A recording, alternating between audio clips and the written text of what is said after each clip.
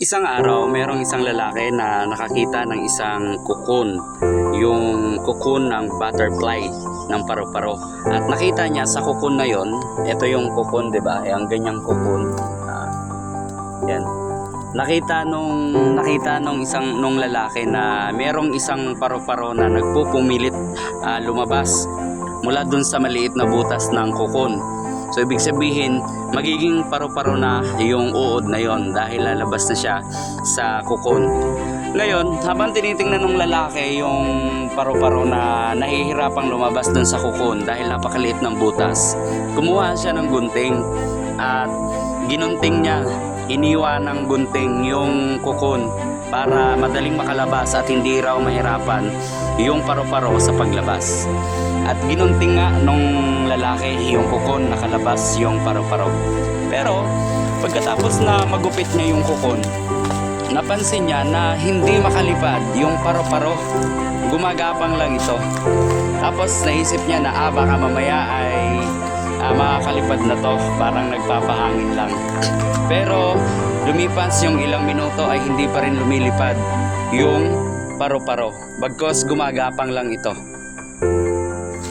Yung lesson doon, hindi kasi dapat na ginupit nung mama yung cocoon.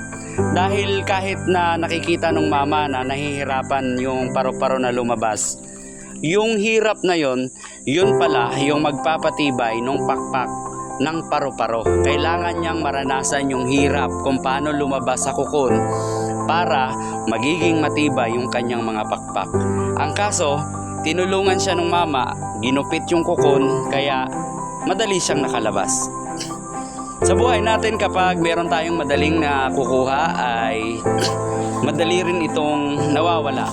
Mas masarap na namnamin yung tagumpay na pinaghihirapan natin. On the other hand, yung lesson din doon ay kailangan natin dumaan sa hirap para magiging matibay tayo sa anumang pagsubok na darating. Kaya kung meron tayong mga pinagdadaanan sa buhay ng mga problema, isipin natin na hinahasa tayo para sa hinaharap. Katulad nung isang paru-paro na kailangan niyang maghirap dahil ang proseso na sa paglabas sa cocoon ay yun ang magpapatibay sa kanyang pakpak para siya ay makalipad. Subalit nung tinulungan nga siya ay hindi siya dumaan sa proseso ng paghihirap, kaya hindi niya alam kung paano lumipad. Magandang hapon po, Ka Albert po.